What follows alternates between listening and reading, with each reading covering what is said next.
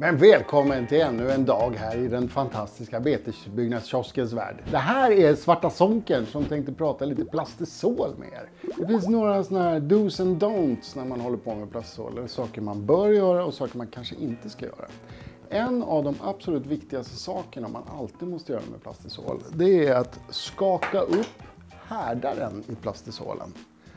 Det vill säga, det är en härdare som sjunker ner till botten i de här 1 liters eller 5 liters eller 2,5 liters flaskorna och dunkarna som ni köper den i.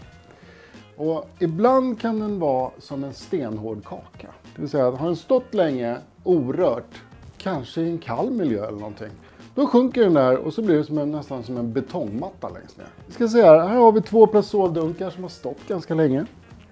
Vi har en saltvatten och en medium. Mediumen där tror jag har tagit lite av, men vi kan bara hälla ner lite grann här. Här ser vi på en gång att den har satt sig lite grann här. Det ser man inte så tydligt. Vi ska se på den andra här. Ja, men här ser vi verkligen att den har satt sig. Vi ser att den är lite mörkare på vissa ställen och lite ljusare än andra. När den väl har gjort det så kan det vara svårt att få skaka upp den. Det vill säga, en rekommendation är att lägga in några dankar eller dunkar här i, så man skakar hela tiden så får upp det. Men har den stått länge, då är det i princip kört med den tekniken. Då är ett tips att gå och köpa sig en dunk. Eller en sån här jerrycan, eller tror jag de heter de här. Ja, här kan vi se Filip, kom! Vi ser redan där att den har skiktat sig lite grann. Nu har den stått jättelänge. Kolla där. Ser ni att den är liksom lite mjölkig, nästan transparent på vissa ställen. Och det är när plastisolen har skiktat sig. Och så ska vi försöka lyfta upp den här nu. Den är rätt hård. Om vi kollar här i botten nu. Här ser vi segmenten. Här går det nästan att skrapa loss den här. Det är som en kaka här liksom.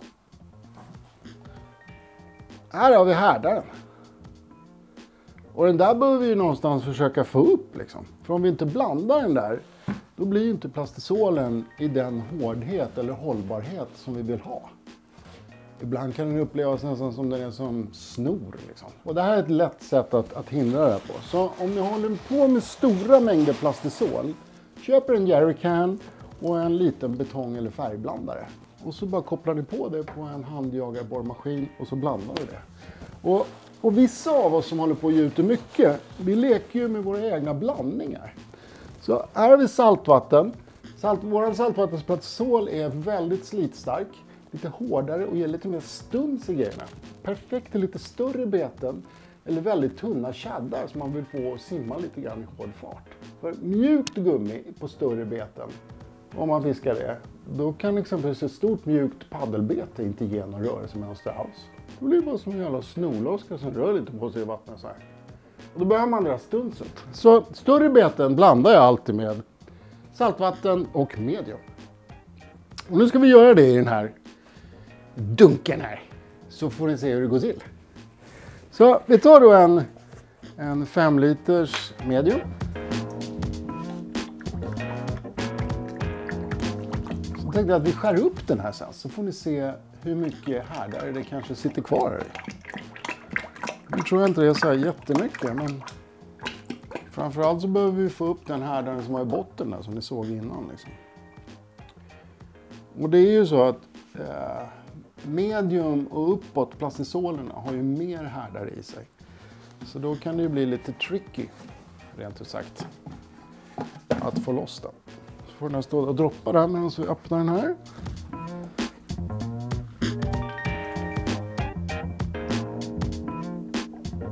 Då ser vi hur trögflytande det blir där på slutet. Så det kom till och med en liten klump där. Blås. Och all den här härdaren vill man ju ha. För annars blir den ju inte som den ska liksom. Plastisolen. Du får här stå och rinna av en liten stund. Så vi går och drar en fika och ni kommer inte se när vi fikar. Så vi ses om några sekunder. Bye bye! Nu ska vi öppna den här för att se om vi har glömt någon plastisol där eller en härdare eller någonting som vi inte har fått ur. För vi vill ha allt. Och det som är så bra är när man har en sån här hink så där, med en betongblandare. Det är att då har man alltid rätt härdhet. Man kan blanda upp exakt den mängd man behöver. Och du får bättre kontroll över din plastisol. Men det som är viktigt när man har det är att ha en tät slutande hink. För annars kan det bli så att om exempelvis den här dunken står i en fuktig miljö, då kommer det in fukt i den. Speciellt om det är temperaturväxlingar. Och fukt och plastisol och mikrovågsugnar, det blir inte så bra. Då blir det grumlig, plastisolen kan brännas, ja, alla möjliga sorter. Nu öppnar vi den här. Då har vi på ett lock här så slipper vi liksom spillet så mycket som möjligt. Ta en kniv. Och öppna upp den här helt enkelt. Det var ju inte så mycket, men om ni ser där, ser kanterna här, där ligger det härdare. Och den där vill vi absolut ha ner här i. Så då tar vi och letar upp en bra sked eller något. Så skrapar vi bort allt det där. Här. Nu har inte den här stått så här jättelänge. Men du kan ju tänka dig om en sån här dunk står en 3-4 månader liksom.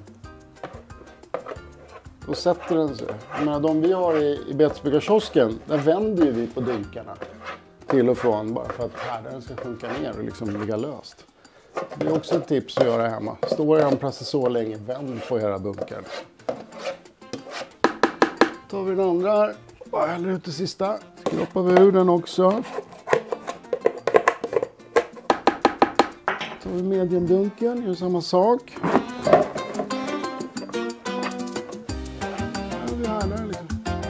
Det här är jätteviktigt för att få liksom rätt hållbarhet i plastisolen. Och rätt dragstyrka, rätt densitet, alltså alla aspekter i det liksom är viktigt. Det här är också det som kan göra, liksom, blandar ni inte det ordentligt, då kan ni uppleva att ena flaskan bara, den här flaskan var mycket bättre än den andra. Men det är alltid samma i flaskan. Det är bara det att det kanske inte är välblandat. Sen har vi en liten grej till som jag alltid gör, speciellt när jag jobbar med saltvattensplastisol. Den är lite mer krävande när du värmer upp den. I och med att det är mer härdare i den så är det lättare att bränna och få klumpig. Jag har vår Heat Stabilizer från Saboflex som gör den här. Fantastiskt bra produkt. Och den här ungefär blandar vi mellan, ja, man kan ta mycket av den och lite av den, men rekommendationen är kanske 0,5% till 1%. Och här i nu har vi haft 10 liter plastisol. Så hur mycket stabilizer behöver vi då? Ungefär 1/2 deciliter. Och en sån här flaska är ju exakt 50 gram, det vill säga ungefär 1/2 deciliter. Så vi kör in en hel flaska här. Och det kommer göra att den blir lättare att värma på. Så nu har jag då en färdig mix här för mina större gummibeten. Och det här kan ni ju labba med hur ni vill liksom. Det här är enkelt att göra. Det är lättare att dra upp den här med då en skruvdragare. Och så bara kör ni. Så blandar ni upp den här varje gång när ni håller på.